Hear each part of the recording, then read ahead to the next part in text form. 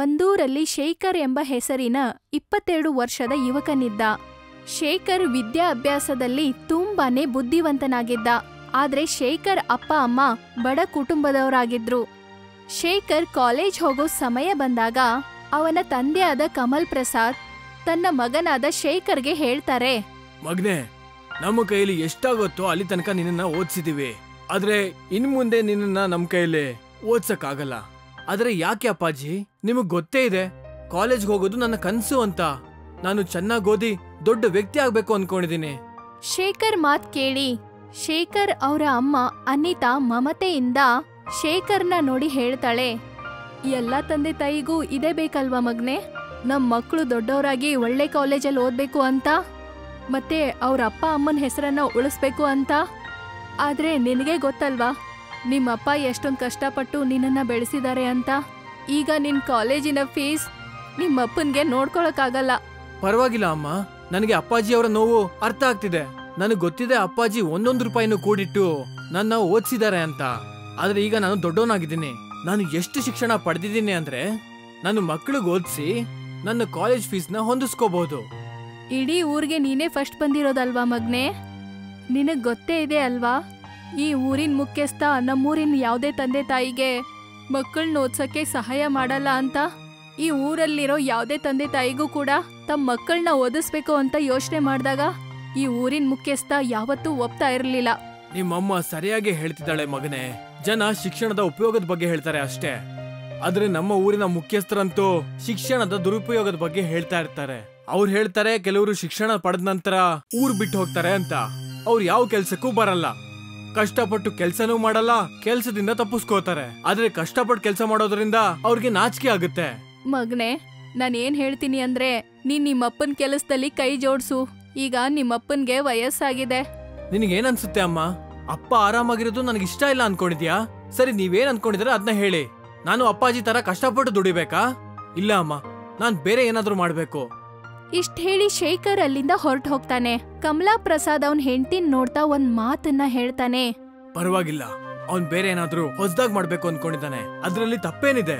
ನನ್ ಮನ್ಸು ಹೇಳ್ತಾ ಇದೆ ನನ್ ಮಗ ದೊಡ್ಡದಾಗಿ ಏನೋ ಒಂದ್ ಸಾಧಿಸ್ತಾನೆ ಅಂತ. ಮಾರನೇ ದಿನ ಶೇಖರ್ ತನ್ನ ಬ್ಯಾಗ್ ಅನ್ನ ಪ್ಯಾಕ್ ಮಾಡ್ಕೊಂಡು ಸಿಟಿಗ್ ಹೋಗಕ್ಕೆ ತಯಾರಾಗ್ತಾನೆ. ಎಲ್ ಹೋಗ್ತಿದೀಯಾ ಶೇಖರ್? ನಾನು ಸಿಟಿಗೆ ಹೋಗ್ತಾ ಇದೀನಿ ಅಮ್ಮ. ಸಿಟಿಯಲ್ಲಿ ನನ್ನ ಗೆಳೆಯ ನಿತಿನ್ ಇದ್ದಾನೆ. ನಾನು ಅವನ್ ಜೊತೆ ಅವನ್ ರೂಮಲ್ಲೇ ಇರ್ತೀನಿ. ಮತ್ತೆ ಅಲ್ಲಿ ನನಗೆ ಟ್ಯೂಷನ್ ಹೇಳ್ಕೊಡೋದಕ್ಕೆ ತುಂಬಾ ಜನ ಮಕ್ಕಳು ಕೂಡ ಸಿಗ್ತಾರೆ.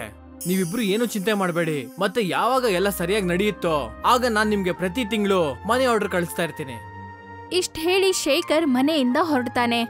ಶೇಖರ್ ಬಸ್ ಸ್ಟ್ಯಾಂಡ್ ತಲುಪದ್ಮೇಲೆ ಆಗ ಅಲ್ಲಿಗೆ ಊರಿನ ಮುಖ್ಯಸ್ಥ ಬರ್ತಾನೆ. ಅವನ್ ತುಂಬಾ ಕೋಪದಲ್ಲಿ ಸಹ ಇದ್ದ. ಶೇಖರ್ ನೋಡಿ ಮುಖ್ಯಸ್ಥ ಅವನನ್ನ ಅಪಹಾಸ್ಯ ಮಾಡಿ ಶೇಖರ್ಗೆ ಹೇಳ್ತಾನೆ, ಹೇಗಿದ್ಯಾ ಶೇಖರ್? ಎಲ್ಲಿಗೆ ಹೊರಟಿದ್ಯಾ ನೀನು? ನಾನು ಸಿಟಿಗೆ ಹೋಗ್ತಾ ಇದೀನಿ ಮುಖ್ಯಸ್ಥರೇ. ನಾನ್ ಕೇಳ್ಪಟ್ಟೆ ನೀನು ಸಿಟಿಗೆ ಹೋಗಿ ಕಾಲೇಜಲ್ಲಿ ಓದ್ಬೇಕು ಅನ್ಕೊಂಡಿದ್ಯಂತೆ. ನಿಮ್ಮ ಈ ಹೊಸ ಪೀಳಿಗೆ ಮಕ್ಕಳಿಗಂತೂ ನಾಚಿಕೆ ಅನ್ನೋದು ಒಂದ್ ಸ್ವಲ್ಪನೂ ಇಲ್ವೇ ಇಲ್ಲ. ಅಪ್ಪಂಗೆ ಕಷ್ಟ ಪಟ್ಟು ವಯಸ್ಸಾಗಿದೆ, ಅವ್ರ ಜೊತೆಗೆ ಕೈ ಜೋಡಿಸೋ ಬದಲು ಸಿಟಿಗೆ ಮಜಾ ಮಾಡಕ್ ಹೋಗ್ತಿದ್ಯಾ? ಮಾತಲ್ಲಿ ಹಿಡ್ತಾ ಇರ್ಲಿ ಮುಖ್ಯಸ್ಥರೇ. ನೀವೇನ್ ಅನ್ಕೊಂಡಿದ್ದೀರಾ ನಾನು ನಮ್ಮ ಅಪ್ಪಾಜಿ ತರ ಜೀವನ ಪೂರ್ತಿ ಕಷ್ಟಪಡ್ತಾ ದುಡಿತಾ ಇರಬೇಕು ಅಂತನಾ? ನಾನು ನನ್ನ ಮುಂದಿನ ಪೀಳಿಗೆಗೆ ಈ ರೀತಿ ಕಷ್ಟಪಡೋ ತರ ಯಾವತ್ತೂ ಮಾಡಲ್ಲ. ಇಷ್ಟ ಹೇಳಿ ಶೇಖರ್ ಬಸ್ ಅಲ್ಲಿ ಹೊರಟೋಗ್ತಾನೆ.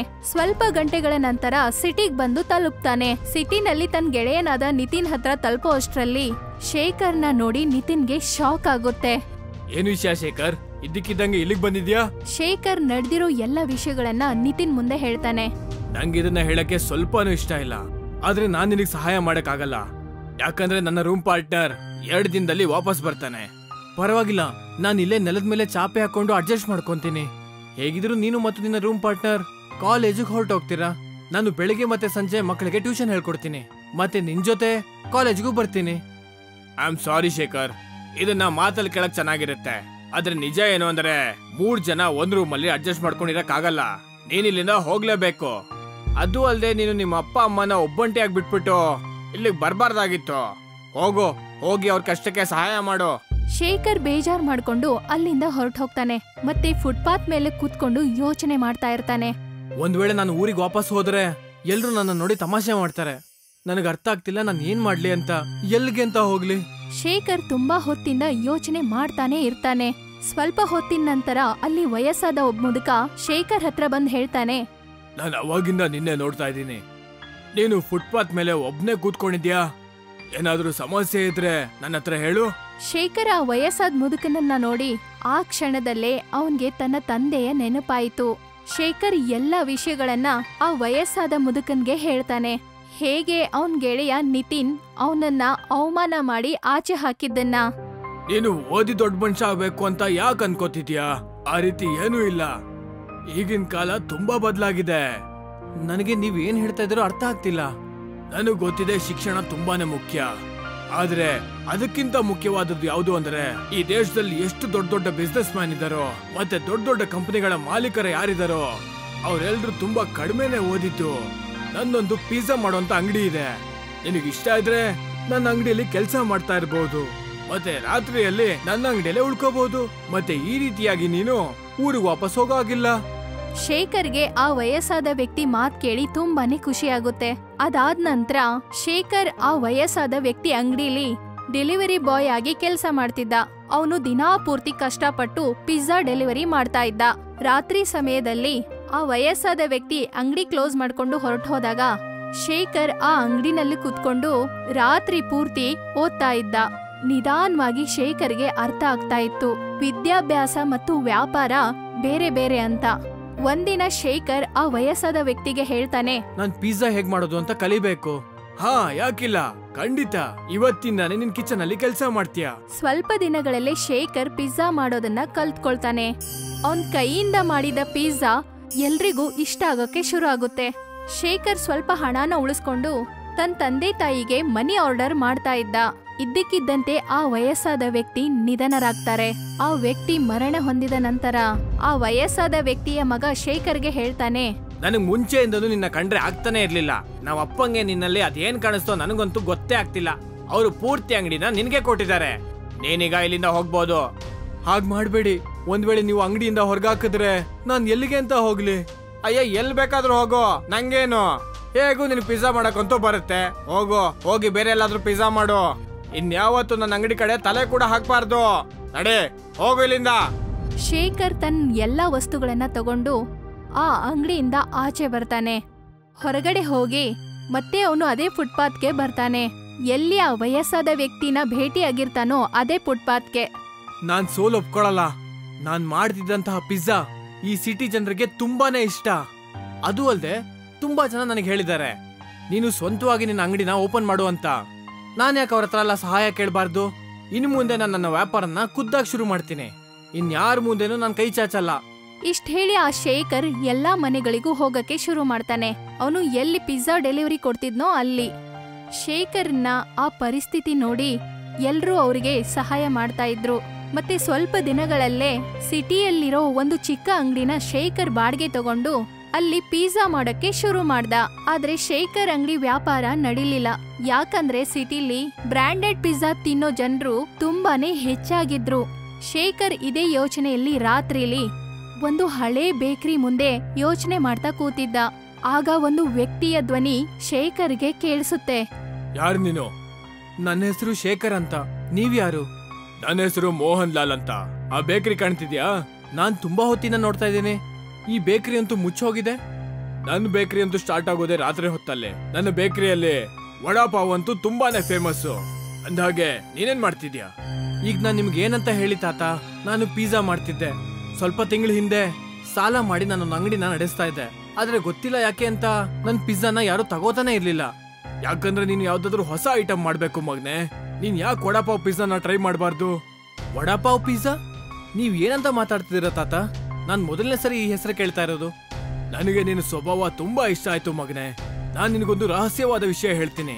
ನನಗೆ ವಡಾಪಾವ್ ಮಾಡೋದಕ್ಕೆ ತುಂಬಾ ವಿಶೇಷವಾದ ವಿಧಾನಗಳು ಗೊತ್ತು. ಕೆಲವು ವರ್ಷಗಳ ಹಿಂದೆ ನಾನು ವಡಾಪಾವ್ ಪಿಜ್ಜಾ ಮಾಡುವ ವಿಧಾನನ ಒಬ್ಬ ಹೊರದೇಶದವನಿಂದ ಕಲ್ತ್ಕೊಂಡೆ. ನಿನಗ್ ಬೇಕಾದ್ರೆ ನಾನ್ ನಿನಗೆ ಆ ವಿಧಾನನ ಹೇಳ್ಕೊಡ್ತೀನಿ. ಆದ್ರೆ ಒಂದು ಷರತ್ತಿದೆ. ಎಂತ ಷರತ್ತು ತಾತ?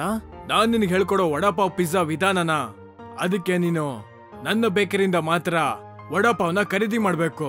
ಆದ್ರೆ ನನ್ನ ಹತ್ರ ವಡಾಪಾವ್ ಖರೀದಿ ಮಾಡೋದಕ್ಕೆ ದುಡ್ಡಿಲ್ಲ. ಏನು ಪರವಾಗಿಲ್ಲ, ನಾನ್ ನಿನಗೆ ಸಾಲ ಕೊಡೋದಕ್ಕೆ ತಯಾರಾಗಿದ್ದೀನಿ. ಆದ್ರೆ ನಿಮ್ ಮಾತನ್ನ ಹೇಗ್ ನಂಬ್ಲಿ ತಾತ? ವಡಾಪಾವ್ ಪಿಜ್ಜಾ ಹೆಚ್ಚಾಗಿ ಸೇಲ್ ಆಗುತ್ತೆ ಅಂತ? ಖಂಡಿತ ಸೇಲ್ ಆಗುತ್ತೆ ಮಗನೆ. ಮತ್ತೆ ನೋಡ್ತಾನೆ ನಿನ್ನ ಜೀವನನೇ ಬದಲಾಗುತ್ತೆ. ಇಷ್ಟ ಹೇಳಿ ಮೋಹನ್ ಲಾಲ್ ತನ್ನ ಬೇಕರಿ ಒಳಗಡೆ ಕರ್ಕೊಂಡು ಹೋಗ್ತಾನೆ. ಶೇಖರ್ ಒಳಗಡೆ ಬಂದ್ ನೋಡ್ದಾಗ ಬೇಕರಿ ತುಂಬಾನೇ ದೊಡ್ಡದಾಗಿರುತ್ತೆ. ಆದ್ರೆ ಅಲ್ಲಿ ಯಾವ ಕಾರ್ಮಿಕರು ಕೆಲಸ ಮಾಡ್ತಾ ಇರ್ಲಿಲ್ಲ, ಕೇವಲ ಮಷೀನ್ಗಳು ಕೆಲಸ ಮಾಡ್ತಾ ಇದ್ವು. ಅದು ಆಟೋಮ್ಯಾಟಿಕ್ ಆಗಿ ವಡಾಪಾವ್ ಮಾಡೋ ಒಂದ್ ಮಷೀನ್ ಆಗಿತ್ತು. ತಾತ, ಇಲ್ಲಿ ಯಾವುದೇ ಕೆಲ್ಸಗಾರರೇ ಇಲ್ವಲ್ಲ, ಮತ್ತೆ ಇಷ್ಟು ದೊಡ್ಡ ಮಿಷಿನ್ ಶಬ್ದ ಅಂತೂ ಹೊರಗೆ ಕೇಳಿಸ್ತಾನೆ ಇಲ್ಲ. ಇದು ಆಟೋಮೆಟಿಕ್ ಮಿಷಿನ್ ಕಂದ. ಸ್ವಲ್ಪ ದಿನ ಆದ್ಮೇಲೆ ನಿಂಗೆ ಎಲ್ಲ ಸರಿಯಾಗಿ ಗೊತ್ತಾಗುತ್ತೆ. ಮೋಹನ್ ಲಾಲ್ ಬೇಕರಿ ಒಳಗಡೆ ಶೇಖರನ್ಗೆ ವಡಾಪಾವ್ ಹೇಗ್ ಮಾಡೋದು ಅಂತ ಹೇಳ್ತಾ ಇದ್ದ. ಸ್ವಲ್ಪ ಹೊತ್ತಲ್ಲೇ ಶೇಖರನ್ಗೆ ಎಲ್ಲ ಅರ್ಥ ಆಯ್ತು. ಶೇಖರ್ ಒಂದಿಷ್ಟು ವಡಾಪಾವ್ಗಳನ್ನ ತಗೊಂಡು ತನ್ನ ಅಂಗಡಿಗೆ ಹೋಗ್ತಾನೆ. ಬೆಳಿಗ್ಗೆ ಅಷ್ಟರಲ್ಲಿ ಎಲ್ಲ ವಡಾಪಾವ್ ಮತ್ತೆ ಪಿಜ್ಜಾಗಳನ್ನ ತಯಾರು ಮಾಡ್ತಾನೆ. ಇದರ ಪರಿಮಳ ಇಡೀ ಸಿಟಿ ಪೂರ್ತಿ ಹಬ್ಬುತ್ತೆ. ಅಲ್ಲಿ ಒಬ್ಬ ಯುವಕ ಅದೇ ದಾರಿಯಲ್ಲಿ ಹೋಗ್ತಿರುವಾಗ ಸಡನ್ ಆಗಿ ಶೇಖರ್ ಅಂಗಡಿ ಮುಂದೆ ಗಾಡಿ ನಿಲ್ಸಿ ಅಂಗಡಿ ಹತ್ರ ಬರ್ತಾನೆ. ಇಲ್ಲಿಂದ ಅಂತೂ ಒಳ್ಳೆ ಪರಿಮಳ ಬರ್ತಾ ಇದೆ. ಇದು ವಡಾಪಾವ್ ಪಿಜ್ಜಾ ಪರಿಮಳ. ಈ ರೀತಿಯ ಪಿಜ್ಜಾ ಬಗ್ಗೆ ನಾನು ಮೊದಲನೇ ಸರಿ ಕೇಳ್ತಾ ಇರೋದು. ನೋಡೋಣ, ಸ್ವಲ್ಪ ನನಗೂ ಟೇಸ್ಟ್ ಮಾಡಕ್ ಕೊಡಿ. ಶೇಖರ್ ಒಂದ್ ವಡಾಪಾವ್ ಒಂದ್ ಪಿಜ್ಜಾನ ಕೊಟ್ಟ. ಪಿಜ್ಜಾ ತಿಂದು ಆ ವ್ಯಕ್ತಿಗೆ ತುಂಬಾನೇ ಖುಷಿ ಆಗುತ್ತೆ. ನಿಮ್ಗೆ ಗೊತ್ತಾ, ನಾನ್ ಪಿಜ್ಜಾ ದಿನ ತಿಂತೀನಿ. ಪಿಜ್ಜಾ ಅಂದ್ರೆ ನನಗೆ ತುಂಬಾ ಇಷ್ಟ. ಆದ್ರೆ ಈ ತರದ ಪಿಜ್ಜಾನ ನಾನು ಇವತ್ತವರೆಗೂ ತಿಂದೇ ಇಲ್ಲ. ಇದು ವಡಾಪಾವ್ ಪಿಜ್ಜಾ ಸರ್, ನಿಮ್ಗಿದು ಇಷ್ಟ ಆಯ್ತಾ? ನನಗಂತೂ ತುಂಬಾನೇ ಇಷ್ಟ ಆಯ್ತು. ನಾನೊಬ್ಬ ನ್ಯೂಸ್ ರಿಪೋರ್ಟರ್. ನಿನ್ನ ಈ ವಡಾಪಾವ್ ಪಿಜ್ಜಾನ ಟಿವಿಲಂತೂ ಖಂಡಿತ ಹಾಕಿಸ್ತೇನೆ. ಇಷ್ಟ ಹೇಳಿ ಆ ವ್ಯಕ್ತಿ ಅಲ್ಲಿಂದ ಹೊರಟು ಹೋದ. ಸ್ವಲ್ಪ ದಿನಗಳಲ್ಲಿ ನೋಡ್ತಾನೆ ಶೇಖರ್ನ ಪಿಜ್ಜಾ ಮತ್ತೆ ವಡಾಪಾವ್ ತುಂಬಾನೇ ಫೇಮಸ್ ಆಗುತ್ತೆ. ಶೇಖರ್ ತನ್ನ ಸ್ವಂತವಾದ ಮನೆಯನ್ನ ಕೊಂಡ್ಕೊಳ್ತಾನೆ, ಅದು ಸಿಟಿಯಲ್ಲೇ. ಈಗ ಶೇಖರ್ MBA ಕೂಡ ಕಂಪ್ಲೀಟ್ ಮಾಡ್ತಾನೆ. ಈಗ ಅವನ ಪೂರ್ತಿ ಗಮನ ತನ್ನ ವಡಾಪಾವ್ ಪಿಜ್ಜಾ ಬಿಸ್ನೆಸ್ ಮೇಲೆ ಇರುತ್ತೆ.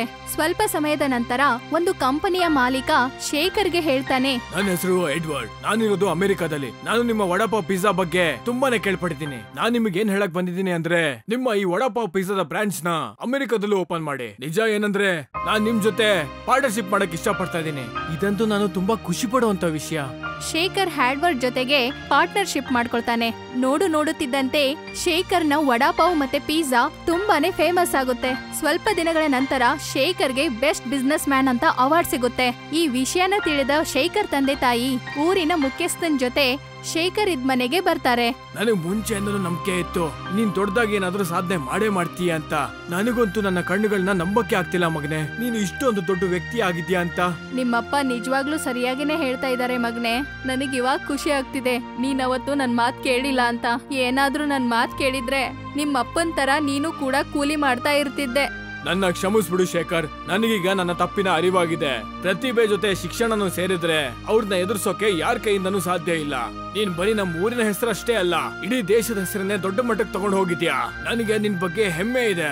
ಶೇಖರ್ ಮುಖ್ಯಸ್ಥ ಮತ್ತೆ ತನ್ನ ತಂದೆ ತಾಯಿಗೆ ಹೇಳ್ತಾನೆ, ನನ್ನ ಈ ಸಾಧನೆಗೆ ಕಾರಣ ಯಾರು ಅಂದ್ರೆ ಅವರೇ ಮೋಹನ್ ಲಾಲ್ ಅವರು. ಅವ್ರು ತಮ್ಮ ಬೇಕರಿಯಿಂದ ನನಗೆ ವಡಾಪಾವ್ ಕೊಟ್ಟಿರ್ಲಿಲ್ಲ ಅಂದಿದ್ರೆ ನಾನು ಯಾವತ್ತೂ ಕೂಡ ಇಷ್ಟೊಂದು ದೊಡ್ಡ ವ್ಯಕ್ತಿ ಆಗ್ತಿರ್ಲಿಲ್ಲ. ಇವತ್ತಿಗೂ ಕೂಡ ಅವ್ರ ಫ್ಯಾಕ್ಟರಿಲಿ ಆಗ್ತಿರೋ ವಡಾಪಾವೇ ನಮ್ಮ ಕಂಪನಿಗೆ ಬರ್ತಿದೆ. ಹಾಗಿದ್ರೆ ನೀನು ಅವ್ರಿಗೆ ಧನ್ಯವಾದನ ತಿಳಿಸ್ಬೇಕು ಮಗನೇ.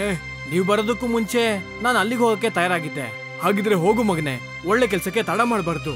ಶೇಖರ್ ತನ್ನ ಕಾರ್ ತಗೊಂಡು ಆ ಬೇಕರಿ ಹತ್ರ ಹೋಗ್ತಾನೆ. ಅವನು ಎಷ್ಟೋ ದಿನಗಳ ನಂತರ ಆ ಬೇಕರಿ ಹತ್ರ ಬರ್ತಾನೆ. ಮೋಹನ್ ಲಾಲ್ ಎಷ್ಟೋ ದಿನಗಳಿಂದ ಶೇಖರ್ ಹತ್ರ ಪೇಮೆಂಟ್ ಕೂಡ ಕೇಳಿರ್ಲಿಲ್ಲ. ಶೇಖರ್ ಬಂದ್ ನೋಡ್ದಾಗ ಆ ಬೇಕರಿ ಹತ್ರ ಯಾವ ವ್ಯಕ್ತಿ ಕೂಡ ಇರ್ಲಿಲ್ಲ. ಆ ಬೇಕರಿ ಬಂದಾಗ್ ಹೋಗಿತ್ತು. ಶೇಖರ್ ಆಶ್ಚರ್ಯದಿಂದ ಆ ಬಂದಾಗಿರೋ ಬೇಕರಿನೇ ನೋಡ್ತಿದ್ದ. ಆಗ ಒಬ್ಬ ವ್ಯಕ್ತಿಯ ಧ್ವನಿ ಶೇಖರ್ಗೆ ಕೇಳಿಸುತ್ತೆ. ಏನ್ ನೋಡ್ತಾ ಇದ್ದೀರಾ? ನನ್ನ ಹೆಸರು ಶೇಖರ್ ಅಂತ. ಈ ಸಮಯದಲ್ಲಿ ಮೋಹನ್ ಲಾಲ್ ಅವರು ಬೇಕರಿ ಹತ್ರನೇ ಇರ್ತಾರಲ್ಲ, ಆದ್ರೆ ಯಾಕೋ ಇವತ್ತು ಅವ್ರ ಬೇಕರಿ ಇನ್ನು ಕ್ಲೋಸ್ ಆಗೇ ಇದೆ. ನೀವೇನಂತ ಮಾತಾಡ್ತಿದ್ದೀರಾ ಸರ್? ಈ ಬೇಕರಿ ಅಂತೂ ತುಂಬಾ ವರ್ಷಗಳಿಂದ ಬಂದಾಗಿದೆ. ನೀವ್ ಯಾವ ಮೋಹನ್ ಲಾಲ್ ಬಗ್ಗೆ ಮಾತಾಡ್ತಾ ಇದ್ದೀರೋ? ಅವ್ರು ಎಷ್ಟೋ ವರ್ಷದಿಂದ ಇಲ್ಲಿ ಇರ್ತಾ ಇದ್ರು. ನೀವೇನ್ ಹೇಳಕ್ ಬರ್ತಾ ಇದ್ದೀರಾ? ಮೋಹನ್ ಲಾಲ್ ಅವರು 1950ರಲ್ಲಿ ಈ ಬೇಕರಿಯ ಮಾಲೀಕರಾಗಿದ್ರು.